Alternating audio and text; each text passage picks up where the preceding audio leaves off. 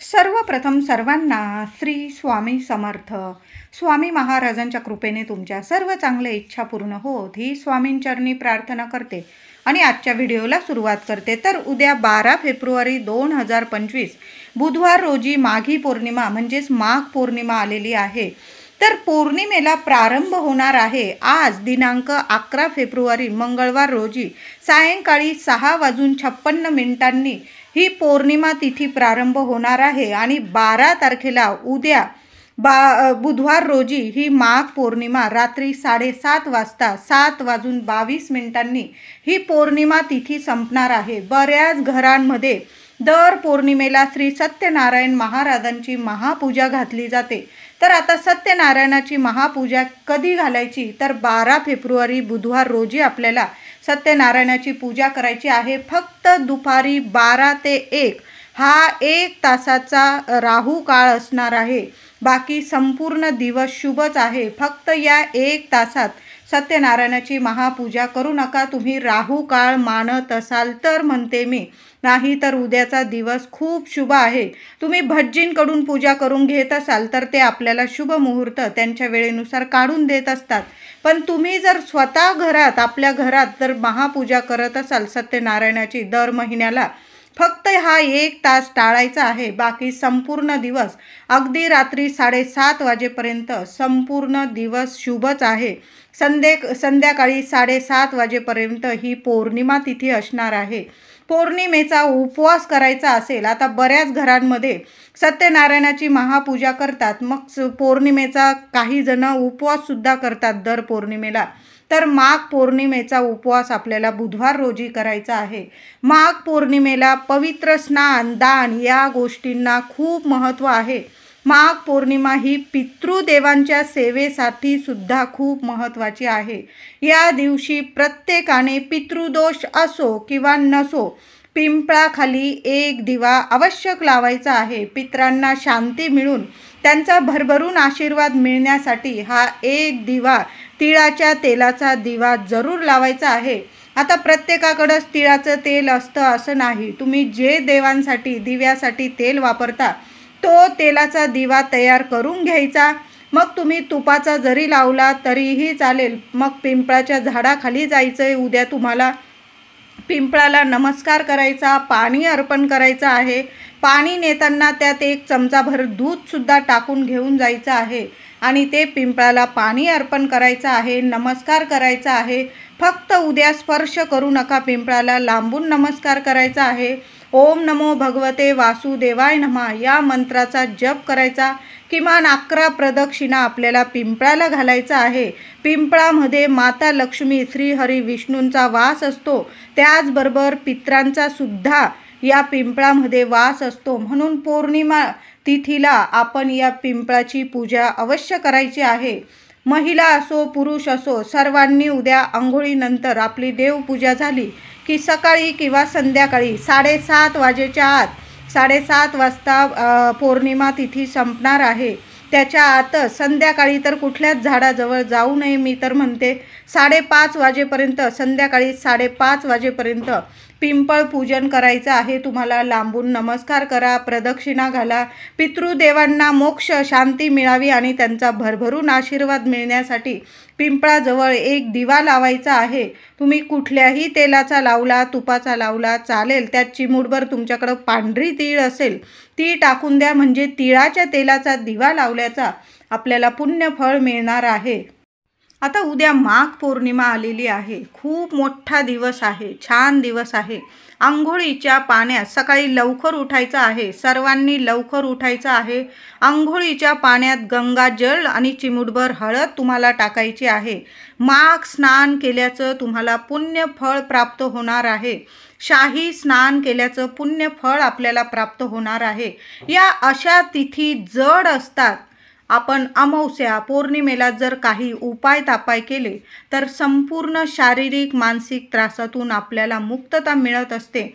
म्हणून उद्या प्रत्येकाने आंघोळीच्या पाण्यात गंगाजल आणि चिमूटभर हळद टाकायची आहे आता तुम्ही खूप त्रासात आहात, तुम्हाला खूप त्रास आहे, संकटांपासून तुमची मुक्तताच होत नाही, तर त्या व्यक्तींनी उद्या चिमूटभर तुरटीचा खडा घ्यायचा आहे आणि तो तुरटीचा खडा थोडासा बारीक कांडून घ्यायचा आणि चिमूटभर भुकटीभर ती तुरटी आंघोळीच्या पाण्यात टाकायची आहे. गंगाजल पण टाका, हळद टाका आणि चिमूटभर तुरटीची पावडर टाकायची आहे. तुमच्या आजूबाजू जी नकारात्मकता असेल लगेच क्षणात नष्ट होणार आहे. म्हणून तुरटीचा हा उपाय नक्की करा. जेव्हा पण जड तिथी येतात, अमावस्या असेल, पौर्णिमा असेल, मी म्हणत नाही वाईट तिथी असतात, उलट माता लक्ष्मी, श्रीहरी विष्णूंची सेवा करण्यासाठीच हा दिवस असतो. पण काही वेळा नकारात्मक शक्ती आणि सकारात्मक शक्तींची क्षमता या तिथींना जास्त वाढत असते. म्हणून तुम्हाला जर तुमच्या आजूबाजू, तुमच्या आतमध्ये, मनामध्ये जर नकारात्मकता, निगेटिव्हिटी वाटत असेल, तर उद्या चिमूटभर तुरटीची पावडर टाकून आंघोळ करायची आहे. गंगाजलची बॉटल नसेल घेऊन या. चिमूटभर हळद, गंगाजल आणि चिमूटभर तुरटीची पावडर टाकून आंघोळ करायची आहे. तुम्ही सर्वांना जरी हा उपाय केला, लेकरं असतील, लेकरांना सुद्धा नजर बाधा व्हायला वेळ लागत नाही. आपली स्वतःची आईवडिलांची सुद्धा नजर लागते, मुलं आजारी पडतात, अंगदुखी होते, डोकोदुखी होते. असे जर कारणं तुम्हाला जाणवत असेल तुमच्याबाबत, लेकराबाळांबाबत, पतिदेव असतील त्यांना बाहेर टेन्शन असेल, तर उद्या अंघोळीच्या पाण्यात चिमूटभर हळद, गंगाजल आणि चिमूटभर तुरटीची पावडर जरूर टाकायची आहे. बघा, छान अनुभव येईल. जी काही नकारात्मकता असेल दूर होईल आणि तुमचं मन शांत होणार आहे, तुमचा चंद्र मजबूत होणार आहे, तुमचा शुक्र मजबूत होणार आहे आणि प्रत्येक कामात तुम्हाला यश मिळणार आहे. म्हणून हा अंघोळीचा उपाय नक्की करायचा आहे प्रत्येकाने. पौर्णिमेला चंद्र हा पूर्ण आणि त्याच्या 16 कलांनी युक्त असतो. म्हणून पौर्णिमेच्या रात्री आपल्याला चंद्राला दुधाने अर्घ्य द्यायचा आहे. अर्घ्य देताना खाली एखादं भांडं ठेवायचं आहे आणि त्यात अर्घ्य दिल्यानंतर पडलेले दूध सर्वांनी प्रसाद म्हणून तीर्थ घ्यायचं आहे. तुम्हाला प्रसाद म्हणून नसल घ्यायचं, एखाद्या झाडाला टाकून दिलं तरीही चालेल. यामुळे तुमच्या कुंडलीतील चंद्र आणि शुक्र ग्रह इतके मजबूत होतील की तुम्हाला ऐश्वर्याची, यशाची प्राप्ती होईल. म्हणून प्रत्येकाने माघ पौर्णिमा, मोठी पौर्णिमा आहे ही, म्हणून आपण चंद्राला, प्रत्येक पौर्णिमेला आपण चंद्राला अर्घ्य जरूर द्यायचं असतं. आणि दर अर्घ्य दिल्यानंतर ते दूध पडलेलं असतं एका भांड्यात, ते तीर्थ जर आपण घेतलं तर आपल्याला सुख, ऐश्वर्याची प्राप्ती होते. तुम्हाला नसेल ते दूध तीर्थ स्वरूप घ्यायचं तर तुम्ही एखाद्या झाडाला घातलं तरीही चालेल. आता चंद्रासमोर आपल्याला काही सेवा करायची आहे, तर तुम्ही म्हणाल आता 12 तारखेला रात्री 7:22 ही पौर्णिमा तिथी समाप्त होणार आहे, मग आम्ही चंद्राला अर्घ्य केव्हा द्यायचं? तर मग तुम्ही 11 तारखेला सायंकाळी, 11 तारखेला मंगळवार रोजी सायंकाळी 6:56 माघ पौर्णिमा प्रारंभ होणार आहे. तुम्ही 11 तारखेला रात्री जरी चंद्राला अर्घ्य दिलं, सेवा केली, उपाय केले तरीही चालेल. किंवा तुम्हाला नाही जमलं, 12 तारखेला रात्री 7:30 वाजेपर्यंत ही सेवा केली चांदोमामाची तरीही चालेल. आता 11 तारखेला रात्री 12:18 चंद्राची एक सेवा करायची आहे. अगदी सगळं आवरून निवरून घ्यायचं. झोपायची वेळ झाली आपली की हातपाय धुवून घ्यायची. तुम्हाला आंघोळ करायची असेल तर आंघोळ करून घ्या, नाही जमलं हातपाय धुवून घ्यायचं. चंद्रासमोर उभं राहायचं आहे, नमस्कार करायचा आहे. चंद्राकडं बघत तुमची इच्छा बोलायची आहे. मला ऐश्वर्याची, सुखाची, धनप्राप्ती, लक्ष्मी प्राप्ती व्हावी. किंवा तुमच्या ज्या समस्या असतील, मग मुलांबद्दल असतील, पतीबद्दल, तुमच्याबद्दल, नोकरी, शिक्षण, लग्नकार्य, संतानप्राप्ती, आयुष्यात ज्या कठीण इच्छा असतील त्या चंद्राकडं बघून तुम्हाला मनापासून प्रार्थना करायची आहे.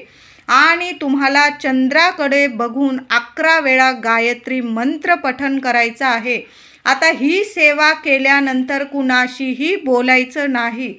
लगेच आपली जिथं जागा असेल, तुम्ही रोज झोपतात तिथं जाऊन शांत झोपून जायचं आहे. मनात असा विचार करायचा आहे की तुमची प्रत्येक इच्छा लक्ष्मी नारायण पूर्ण करणारच आहे, अशी प्रार्थना करून तुम्ही झोपी जायचं आहे. बघा, सकाळी उठून तर बघा, तुमची प्रत्येक इच्छा पूर्ण नक्कीच व्हायला लागेल. तुमच्या समस्यांवर मार्ग नक्कीच निघायला लागेल. लक्ष्मी प्राप्ती, धनप्राप्तीसाठी प्रत्येक पौर्णिमेला ही सेवा करून तर बघा. 11 पौर्णिमा नक्की ही सेवा करा. एका पौर्णिमेच्या आत तुम्हाला अनुभव आल्याशिवाय राहणार नाही. ज्यांची आर्थिक स्थिती बळकट व्हावी असं जर तुम्हाला वाटत असेल, लक्ष्मी प्राप्ती व्हावी, धनप्राप्ती व्हावी, ऐश्वर्याची, यशाची प्राप्ती व्हावी, मनातील प्रत्येक इच्छा पूर्ण होण्यासाठी आपण माघ पौर्णिमेला ही सेवा नक्की करा. रात्री 12:18 चंद्राकडे बघून 11 वेळा गायत्री मंत्र पठण करायचं. कुणाशीही बोलायचं नाही. शांत चित्ताने झोपी जायचं आहे. मुलांशी बोलू नका. पतीने हा उपाय केला, पत्नीशी बोलू नका. पत्नीने हा उपाय केला, पतीशी बोलू नका. मौन धरायचं आहे आणि तुमची इच्छा पूर्ण झालेली आहे असं बोलून, प्रार्थना करून, लक्ष्मी नारायणाला प्रार्थना करून झोपी जायचं आहे. बघा, खूप सुंदर अनुभव आल्याशिवाय राहणार नाही. पौर्णिमेला बुधवारी आपलं घर दार एकदम स्वच्छ करायचं आहे. अंघोळीनंतर आपल्या घराच्या मुख्य उंबरठ्यावर हळदीचं लेपन अवश्य करायचं आहे. पूजा करा, रांगोळी काढा छोटीशी. मुख्य दरवाजा स्वच्छ पुसून घ्यायचा आहे. हळदी कुंकवाने एक स्वस्तिक काढायचं आहे. तुळशीजवळ जाऊन तुळशी मातेला पाणी अर्पण करायचं आहे. ओम नमो भगवते वासुदेवाय नमः. जेवढी सेवा होईल तेवढी करायची. हळद कुंकू अक्षता फुलं वाहून तुळशी मातेची साक्षात लक्ष्मी स्वरूप मानली जाते तुळशी. आणि प्रत्येक पौर्णिमा आपण तर रोजच तुळशी मातेची पूजा करतो, पण पौर्णिमा, अमावस्या या तिथींना जरा विशेष सेवा करायची. आपण तुळशीजवळ छोटी का होईना रांगोळी काढायची आहे. छान फुलं, हळद कुंकू अक्षता वाहून दोन्ही वेळेला पौर्णिमा तिथी तुपाचा दिवा लावायचा आहे. ओम नमो भगवते वासुदेवाय नमः. जेवढा मंत्र जप होईल तेवढा करायचा. 11 किंवा 21 प्रदक्षिणा तुळशी मातेला मारता आल्या तर नक्की मारा, किंवा तुम्ही स्वतः भोवती जरी प्रदक्षिणा घेतल्या तरीही चालेल. आणि ओम नमो भगवते वासुदेवाय नमः. पांडुरंग हरी वासुदेव हरी नाम जप करत राहा. या दिवशी विष्णू सहस्त्र नाम तुम्ही स्वतः पठण करायचं आहे, किंवा यूट्यूबवर लावून दिलं. मी तर म्हणेल सकाळी लवकर उठलं की विष्णू सहस्त्र नामावली, महिला असो पुरुष असो, आपल्या घरात नक्की लावून देत जा. महिलांनो, तुमची आंघोळ झालेली असेल किंवा नसेल, आवरलेलं असेल किंवा नसेल, सकाळी हातपाय धुतले, तोंड हातपाय धुतले की तुम्ही शांत बसाल, जेव्हा चहा पाणी घ्याल तेव्हा तरी आपल्या घरात विष्णू सहस्त्र नामावली यूट्यूबवर लावून द्यायचं आणि थोडासा आवाज राहू द्यायचा. आपल्या घरातल्या सर्व भिंतींना तो आवाज गेला पाहिजे. बघा, लक्ष्मी नारायणांची कृपा भरभरून होईल. त्याचबरोबर उद्या 1 वेळा तरी व्यंकटेश स्तोत्र आपण स्वतः पठण करायचं आहे आणि आपल्या घरातील देवांना छान असं पंचामृताने अभिषेक घालायचा आहे. आपल्या घरात, तुमच्या घरात जर कुलदेवीचा मंगल कलश भरलेला नसेल तर उद्या बुधवार माघी पौर्णिमा कुलदेवीचा मंगल कलश अवश्य भरायचा आहे. स्वच्छ कलश घ्यायचा, पाणी भरून घ्यायचं स्वच्छ, त्यात रुपया सुपारी टाकायची आहे. हळद कुंकू फुलं ठेवून त्यात एक चांगला नारळ, पाण्याने चांगला भरलेला नारळ शेंडीवरती आली पाहिजे. कलशाखाली थोड्याशा अक्षता ठेवा. विड्याची 5 पानं ठेवा. कलशात नारळ ठेवून छान असा कलश भरायचा आहे.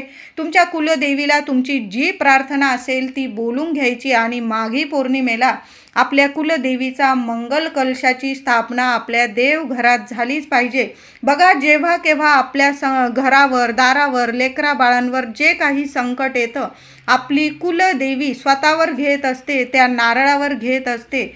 जेव्हा पण कधी तुमच्या नारळाला अचानक तडा गेला, समजून जा कुलदेवीने तुमचं रक्षण केलेलं आहे. तुमच्यावर येणारं संकट तिने स्वतःवर ओढवून घेतलेलं आहे आणि तुम्हाला संकटमुक्त केलेलं आहे. म्हणून असा मंगल कलश दर मंगळवार असो, शुक्रवार असो, अमावस्या असो, पौर्णिमा असो, आपल्या देवघरात स्वच्छ करून भरलाच पाहिजे. त्यातील खाली तांदळाची रास करतो, ती तुम्ही नंतर पक्ष्यांना घातली तरीही चालेल. कुलदेवीला उद्या छान अशी एखादी वेणी अर्पण करायची आहे. लाल फूल अर्पण करायचं आहे. 21 लवंगाची सेवा उद्या आपल्या कुलदेवीला जरूर द्यायची आहे. माता लक्ष्मी जवळ जरी ही सेवा केली तरीही चालेल. 21 लवंगा हातात घ्यायच्या आहे. आणि तुम्हाला माता लक्ष्मीचा किंवा तुमच्या कुलदेवीचा जो मंत्र जपत असाल, 21 वेळा तुम्हाला मंत्र जपायचा आहे किंवा तुम्ही 16 वेळा 8 वेळा महालक्ष्मी अष्टकाचा पाठ जरी केला तरीही चालेल. आणि त्या लवंगा तुम्हाला कुलदेवीला किंवा माता लक्ष्मीला चरणी अर्पण करायच्या आहे. एखाद्या वाटीत जरी अर्पण केल्या किंवा एखादा लाल कपडा असेल, पिवळा कपडा असेल तुमच्याकडं, तो देवी आईजवळ ठेवायचा आणि त्यावर 21 लवंगा ठेवायच्या. सेवा करून 16 वेळा किंवा 8 वेळा महालक्ष्मी अष्टकाचा पाठ बोलून त्या 21 लवंगा अर्पण करायच्या. तुम्हाला तुमच्या कुलदेवीचा मंत्र जपायचा असेल, तुम्ही तो मंत्र जपून सुद्धा त्या 21 लवंगा तुमच्या कुलदेवीजवळ अर्पण करायच्या आहे. दुसऱ्या दिवशी गुरुवारी गुरुप्रतिपदा आलेली आहे, गुरुवार आहे, सोन्यासारखा दिवस आहे. त्या लवंगा उचलून घ्यायच्या, त्या कपड्यात गाठोडी बांधून घ्यायची आणि तुमच्या तिजोरीत ठेवायच्या आहे. किंवा तुम्ही व्यवसाय करत असाल तिथं जरी तुम्ही तुमच्या तिजोरीत गल्ल्यात जरी ठेवल्या, इतकी लक्ष्मी तुमच्यावर प्रसन्न होईल, इतकी कुलदेवी तुमच्यावर प्रसन्न होईल की इतका धनलाभ होईल, भरभरून कष्टाला तुमच्या फळ मिळेल, पैशाला पैसा टिकून राहील. विनाकारण खर्च होणारा पैसा अजिबात खर्च होणार नाही. काही वेळा पैसा येतो आणि अचानक जातो, आजारपणात जातो, काही ना काही कारणास्तव पैसा खर्च होतो, मग लाखो रुपये आले तरी पण जातात ते निघून. अशा वेळी जर ही पौर्णिमेला सेवा केली तुम्ही, वर्षभर त्या लवंगांना काही होणार नाही. तुम्ही पुढील वर्षी त्या लवंगा निर्माल्यात टाकल्या आणि पुन्हा अशी सेवा केली मागे पौर्णिमेला तरीही चालेल. उद्या 21 लवंगांची सेवा करायची आणि गुरुप्रतिपदेला त्या लवंगा आपल्या तिजोरीत ठेवायच्या आहे. पाकिटमध्ये ठेवू नका. आपण पाकिट कुठं पण नेतो महिलांनो, आणि सेवा केलेल्या त्या लवंगा आहे आपल्या तिजोरीत ठेवा. बघा, भरभरून धनलाभ होईल. तुमचे पैसे अडकलेले असतील ते सुद्धा येतील. कर्ज झालेलं असेल, कर्जातून मुक्तता सुद्धा मिळेल. पैसा विनाकारण खर्च होणार नाही, धनलाभ होईल, घराची प्रगती होईल. 21 लवंगांची सेवा करून तर बघा उद्या. त्याचबरोबर उद्या देवी आईला तांबूल किंवा गोड पानाचा विडा जरूर अर्पण करा. उद्या छान दिवस आहे. आपल्या कुलदेवीची सेवा महिन्यातून तरीही केलीच पाहिजे. मग पौर्णिमेला केली किंवा मंगळवार वगैरे बघून केली तरीही चालेल. तुम्हाला 11 तारखेला जरी पानाचा विडा अर्पण करता आला मंगळवारी, कारण संध्याकाळी 6:30 नंतर पौर्णिमा तिथी प्रारंभ होत आहे, मग तुम्ही बुधवारी अर्पण करा किंवा मंगळवारी, दोन्ही दिवस छानच आहे. पौर्णिमा तिथीत आपल्या कुलदेवीला एक पानाचा विडा किंवा गोड तांबूल तुम्ही स्वतः कुटून केलं तरीही चालेल. आणि तो पानाचा विडा पती पत्नीने किंवा घरातील प्रत्येकाने प्रसाद स्वरूप खायचा आहे. रात्री झोपताना इतरांना द्यायचा नाही. आपल्या कुलदेवीला जो पण आपण प्रसाद चढवतो तो आपल्या कुटुंबातील व्यक्तींनीच खायचा असतो. उद्या झालंच तर दुर्गा सप्तशतीचा एक पाठ अवश्य करा. नाही जमलं तुम्हाला 108 वेळा आपल्या कुलदेवीचा मंत्र जपायचा आहे किंवा 99 मंत्राची एक माळ तरी जप अवश्य करायचा आहे. कुलदेवीच्या टाकावर किंवा मूर्तीवर किंवा तुमच्याकडं श्रीयंत्र असेल, कुंकुमार्चनची सेवा जरूर द्यायचा आहे. 11 वेळा द्या, 21 वेळा, 101, 108 वेळा, तुम्हाला जेवढ्या वेळा वाटेल कुंकुमार्चनची सेवा. ओम श्रीम नमः नाहीतर ओम कुलदेवताय नमः, तुम्हाला जो मंत्र जपायचा तुमच्या कुलदेवीचा पायापासून डोक्यापर्यंत कुंकुमार्चनची सेवा उद्या झालीच पाहिजे. सकाळी करा, संध्याकाळी करा 7:30 वाजेपर्यंत, आणि नंतर ते कुंकू नीट सांभाळून ठेवा. कुंकुमार्चनची सेवा केल्यानंतर जे कुंकू असतं ते पुन्हा सेवेसाठी किंवा वाहण्यासाठी देवी देवतांना कधीच वाहू नये. त्यावर सेवा झालेली आहे, आपल्या देवी आईचा आशीर्वाद आहे. पुन्हा ते फक्त आपल्या कपाळी लावावं. तुम्हाला कुठं कामानिमित्त बाहेर जायचं असेल, मुलं शाळेत जात असतील, ऑफिसला जात असतील, पतिदेव बाहेर कामासाठी जात असेल, प्रत्येकाने तिलक करायचा रोज आणि मग ते कुंकुमार्चनचं कुंकू लावून बाहेर जायचं. प्रत्येक कामात आपली कुलदेवी आपल्याला यश नक्कीच मिळवून देते. अखंड लक्ष्मी आपल्या घरात नांदत असते. म्हणून उद्या श्रीयंत्रावर, तुमच्या कुलदेवीच्या टाकावर, मूर्तीवर, फोटोवर कुंकुमार्चनची सेवा अवश्य द्यायची आहे. पौर्णिमेला माता लक्ष्मीसह भगवान विष्णूंची एकत्रित सेवा अवश्य करावी. त्यामुळे 7 जन्मांचं दुःख दारिद्र्य माता लक्ष्मी श्री हरी विष्णू नष्ट करतात आणि आपल्याला सुख ऐश्वर्याची प्राप्ती करून देत असतात। माता लक्ष्मीला सर्वात जास्त प्रिय आहे ते म्हणजे भगवान विष्णूंची सेवा। म्हणून पौर्णिमा तिथीवर माता लक्ष्मीसह भगवान विष्णूंची सेवा अवश्य करा। महिलांनो, भगवान विष्णूंना तुळशीपत्र, तुमच्याकडे जेवढी तुळशी असतील तुळशीपत्र, ते तुळशी आपल्याला भगवान विष्णूंना अर्पण करायची आहे। उद्या कृपया तुळशीला हात लावू नका।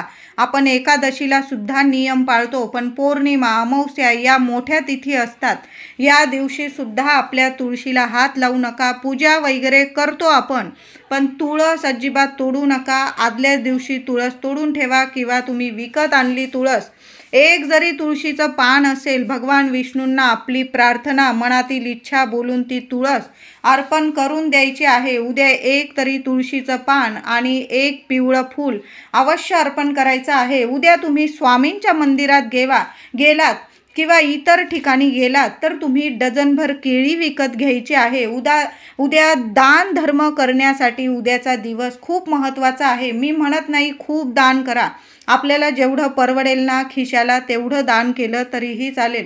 एखाद्या गरीबाला तुम्ही डझनभर केळी घेऊन तुम्ही दान करायची आहे। मग 2-2 केळी तुम्ही प्रत्येकाला 5-6 लोकांना जरी वाटल्या, गरीब लोकांना, तरीही चालेल। सोन्यासारखं सुख ऐश्वर्य प्राप्त होणार आहे। जी काही कठीण तुमच्या मागे काही कठीण समस्या असतील त्यासुद्धा टळून जातील। लेकरा बाळांची भरभरून प्रगती होईल। आता उद्या प्रत्येक आईने एक दिवा आपल्या देवघरात लावायचा आहे। संध्याकाळी 7:30 वाजेच्या आत आपल्या देवघरात। मग सकाळी करा सेवा, संध्याकाळी केली तुम्ही तरीही चालेल।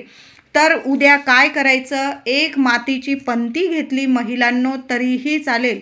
त्यात दुहेरी वाट टाकायची आहे। पंती स्वच्छ धुवून घ्या, पुसून घ्या। त्यात दुहेरी चांगली वात तयार करून टाकायची। त्यात तिळाचं तेल टाका। तिळाचं तेल नसेल, चिमूटभर तीळ टाकून द्यायचे आहे आणि 2 चांगल्या लवंगा बघून टाकायच्या आहे। चिमूटभर हळद टाकायची आहे आणि 1 कापराची वडी टाकायची आहे। त्या दिव्याखाली थोडंसं आसन म्हणून अक्षता किंवा फुलाच्या पाकळ्या ठेवा। तो दिवा एखाद्या ताटलीत ठेवायचा आहे आणि त्या दिव्यावर आपण प्रार्थना करून तो दिवा प्रज्वलित करायचा आहे। मग मुलांविषयी प्रार्थना करायची असेल, पती, तुमच्याविषयी, घराविषयी, तुमची अवघड इच्छा माता लक्ष्मीला, तुमच्या कुलदेवीला बोलून तो दिवा प्रज्वलित करायचा आहे। जरा जास्तीचं तेल टाकून ठेवा, म्हणजे जरा जास्त वेळ टिकेल आणि तो दिवा प्रज्वलित करायचा। माता लक्ष्मीला प्रार्थना करायची आहे। माता लक्ष्मीचं उद्या महालक्ष्मी अष्टकाची सेवा महिलांनो चुकवू नका। खूप सोन्यासारखा अनुभव येईल। अष्टरूपी महालक्ष्मी माता तुमच्यावर कायम प्रसन्न राहील। तुमचं घर सोडून कधीच माता लक्ष्मी कुठं जाणार नाही। तुम्हाला धन, ऐश्वर्य, सुख, संपत्ती कधीच कमी पडू देणार नाही आणि अशाच घरात मुलांची प्रगती घेऊन येत असते। म्हणून उद्या महालक्ष्मी अष्टकाची सेवा असा दिवा लावून द्या तुमच्या मुलाबाळांसाठी, लेकराबाळांसाठी, घरादारासाठी आणि तो दिव्यासमोर तुम्हाला महालक्ष्मी अष्टकाची सेवा करायची आहे। लहान लेकरं असतील, तुम्ही 8 वेळा जरी महालक्ष्मी अष्टक बोललात, पठण केला चालेल, पण तुम्हाला जर वेळ असेल तर 16 वेळा महालक्ष्मी अष्टकाचा पाठ करायचा।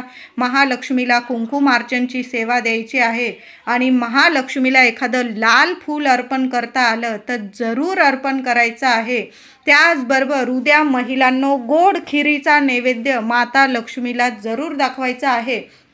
तुम्ही मग तांदळाची खीर करा, रव्याची करा किंवा शेवयांची करा, तुम्हाला गव्हाची खीर जमली तर गव्हाची करा, पण त्या खिरीमध्ये तुम्हाला थोडेसे मखाने बारीक करून टाकायचे आहे किंवा तुम्ही अख्खे टाकले तरीही चालेल। माता लक्ष्मीला ही खीर खूप प्रिय आहे। उद्या माघ पौर्णिमा आहे। महिलांनो थोडीशी का होईना दुधाची खीर अशी मखाने टाकून जरूर बनवायची आहे आणि माता लक्ष्मीला, आपल्या कुलदेवीला, श्री हरी विष्णूंना आपल्या देवघरात नैवेद्य दाखवायचा आहे आणि नंतर सर्वांनी प्रसाद स्वरूप हा नैवेद्य खायचा आहे। बघा, तुमच्या घराजवळ जर गाय असेल एखादी, तर एखादी ताजी चपाती घ्या, त्याला थोडीशी तूप लावून घ्यायचं आणि थोडासा चमचाभर खिरीचा प्रसाद त्यावर ठेवायचा आणि स्वतःच्या हाताने महिला असो पुरुष असो गाईला हा नैवेद्य खाऊ घालायचा आहे. तुमचे हात चाटत असेल गाय तर बघा, चाटू द्या. बघा, जन्मांचं दुःख दारिद्र्य नक्कीच दूर होईल. उद्या संध्याकाळी महिलांनो 7:30 वाजेच्या आत आपल्या घरात कापूर आरती करायची आहे. गणपती बाप्पाची करा, आपल्या कुलदेवीची माता लक्ष्मीची कापूर आरती उद्या घरात झालीच पाहिजे. आणि त्या कापरावर तुम्हाला 5 लवंग आणि 1 तेजपत्ता जाळायचा आहे. संपूर्ण घरात असा धूप फिरवायचा आहे. काही लोबान असेल तुमच्याकडं, गुगल असेल, तो धूपसुद्धा टाकून द्यायचा आहे. संपूर्ण घरात कान्याकोपऱ्यात हा धूप पसरवायचा आहे आणि ते धुपाचं भांडं मुख्य दारात उंबरठ्यावर ठेवून द्यायचं आहे. त्याचबरोबर महिलांनो, तुम्हाला वाटत असेल लेकरा बाळांना खूप दृष्ट लागलेली आहे, तर काय करायचं? संपूर्ण दिवस उद्या शुभ आहे. संध्याकाळी 7:30 वाजेपर्यंत पौर्णिमा तिथीतच हा उपाय करा. मुलांवरून एक छोटासा तुरटीचा खडा घ्यायचा. मुलांना पूर्व पश्चिम उभं करायचं आहे. मुलांवरून डोक्यापासून पायापर्यंत तुरटीचा खडा उतरवून घ्यायचा आहे आणि सरळ वाहत्या पाण्यात टाकून द्यायचा आहे. तुम्ही बेसिनमध्ये टाकून दिला, हातपाय धुवून घेतले तरीही चालेल, किंवा तुमच्या घरात बाहेर एखाद्या झाडाखाली टाकून दिला. फक्त कृपया अमावस्या असो पौर्णिमा असो, आपण उतारे वगैरे दृष्ट वगैरे काढतो, कुणाच्या पायाशी येणार नाही, आपल्यामुळे कुणाला त्रास होणार नाही याची कृपया प्रत्येकाने काळजी घ्यायची आहे. अमावस्या पौर्णिमा नजरबाधा उतरवण्यासाठी खास असतात. मुलांवरून एक तुरटीचा खडा फक्त उतरवून टाका. एका क्षणात मुलांची लागलेली कशीही नजरबाधा असेल लगेच दूर होईल आणि मुलं हसती खेळती नक्कीच तुम्हाला दिसतील. मूल लहान असो मोठं असो, नक्की प्रत्येक आईने हा उपाय करायचा आहे.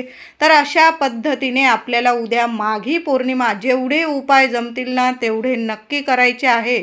आणि माता लक्ष्मीची सेवा अजिबात चुकवू नका. माता लक्ष्मीची, श्रीहरी विष्णूंची, आपल्या कुलदेवीची जेवढी सेवा होईल तेवढी नक्की करा. व्हिडिओ आवडला असेल तर लाईक करा, शेअर करा, चॅनलला कृपया सबस्क्राईब करा. धन्यवाद.